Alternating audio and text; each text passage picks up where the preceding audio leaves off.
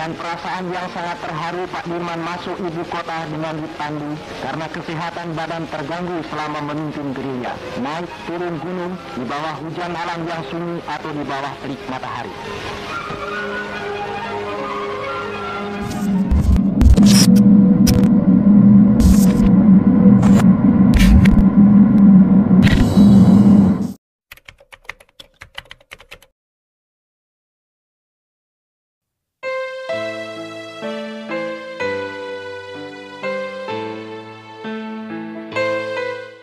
Jenderal Sudirman salah satu pahlawan Indonesia yang gigih dalam membela tanah air.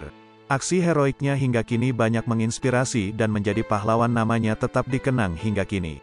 Nama Jenderal Sudirman tentu tidak asing di telinga kita. Beliau adalah sosok panglima pertama yang membawahi pasukan perang Indonesia di masa penjajahan Belanda. Banyak berbagai kisah heroik dan berbagai kisah kesaktian yang dialami oleh Jenderal Sudirman saat melakukan perang gerilya pada tahun 1948. Santer beredar dan menjadi sejarah di tanah air. Kala itu, Jenderal Sudirman berhasil mengecoh Belanda yang berusaha menangkapnya. Dia disebut memiliki jimat yang ampuh untuk melindungi dirinya dari serangan agresi Belanda. Inilah salah satu kisah berbagai kisah heroik dan kesaktian Jenderal Sudirman dalam menghadapi Belanda.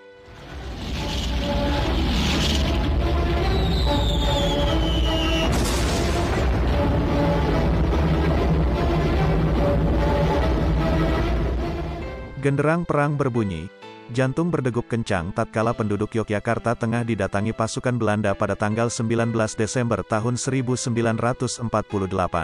Saat itu, Belanda mulai menyerang pangkalan Maguwo di kota Yogyakarta yang saat itu menjadi ibu kota Indonesia.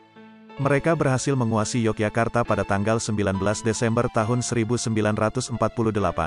Karena Belanda terus melakukan serangan pada tanggal 22 Desember tahun 1948, Jenderal Sudirman memutuskan untuk meninggalkan kota Yogyakarta untuk memulai perang gerilya. Sebenarnya, saat itu Jenderal Sudirman sedang mengalami sakit tuberkulosis, TBC, yang membuat paru-parunya hanya berfungsi 50%. Karena itulah Presiden Soekarno menyarankan agar Jenderal Sudirman beristirahat lantaran terbujur sakit, dan Presiden Soekarno juga menyarankan agar tidak melakukan perang gerilya. Tidak ada apa-apa. Tidak ada apa-apa.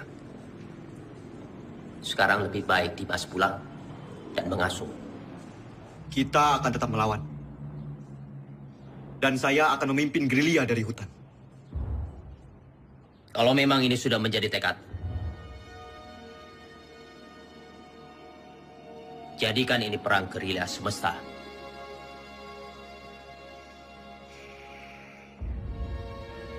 Namun meskipun dirinya sakit parah, bagi Jenderal Sudirman tidak ada kata menyerah.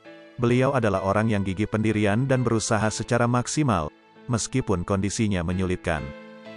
Akhirnya Jenderal Sudirman melakukan misi perang gerilya yang berlangsung pada akhir Desember tahun 1948 hingga awal Juli tahun 1949.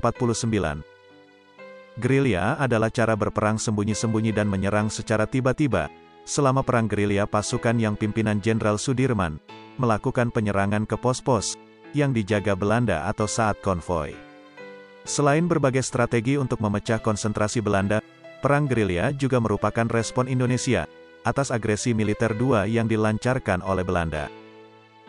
Singkat cerita, dalam gerilyanya sesampainya di Kediri, pasukan Belanda tiba-tiba menemukan persembunyian Jenderal Sudirman dan kelompoknya. Besar bersama kalian sekarang. Ya enggak mungkin. Masa ada panglima besar ke sini? Kalaupun ada, sudah pasti Belanda akan menyerang kita ke sini. Itu hanya isapan jempol saja. Buktinya Belanda serang Kediri.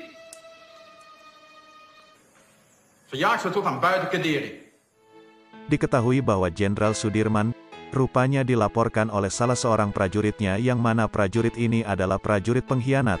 Meskipun begitu, Jenderal Sudirman sebenarnya mengetahui hal ini.